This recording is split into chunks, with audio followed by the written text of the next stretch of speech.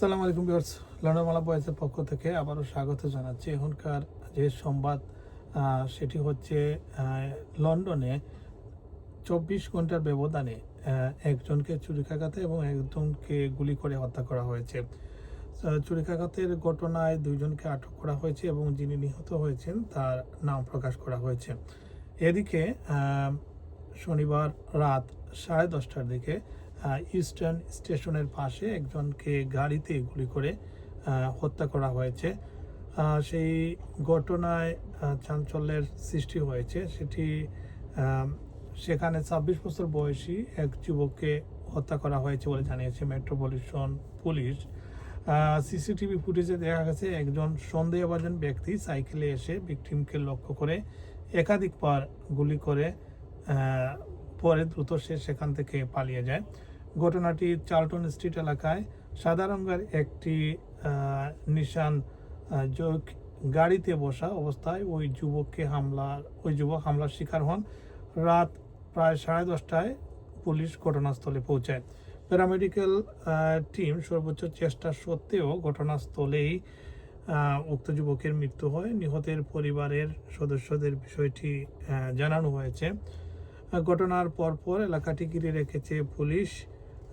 King cross station এবং Saint Pancras station এবং British লাইব্রেরির কাছাকাছি এই এলাকাটি খুবই গুরুত্বপূর্ণ। এই এলাকায় এ ধরনের প্রকাশ্যে গুলি করে হত্যার ঘটনা খুবই কম ঘটে থাকে। স্থানীয় এক কর্মী জানিয়েছেন, নিজের নাম তিনি বলেন যে শামীম বলে পরিচয় দিয়েছেন।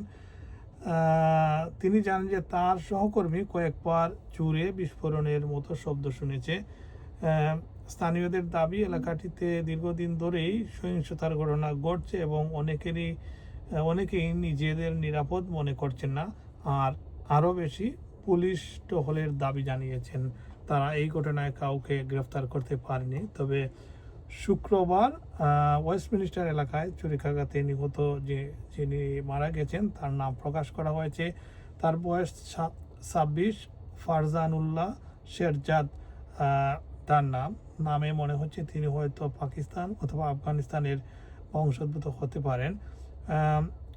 এটি শুক্রবার রাত 10:15 ঘটে আবে অর্চ স্ট্রিট এলাকায়। ঘটনাটির খবর পেয়ে পুলিশ সেখানে দ্রুত পৌঁছায়। গুরুতর আহত অবস্থায় তাকে উদ্ধার করে প্রাথমিক চিকিৎসা দেওয়া হয়। পরে লন্ডন অ্যাম্বুলেন্স সার্ভিস তাকে নিকটস্থ হাসপাতালে নিয়ে গেলে চিকিৎসকরা তাকে মৃত ঘোষণা করেন।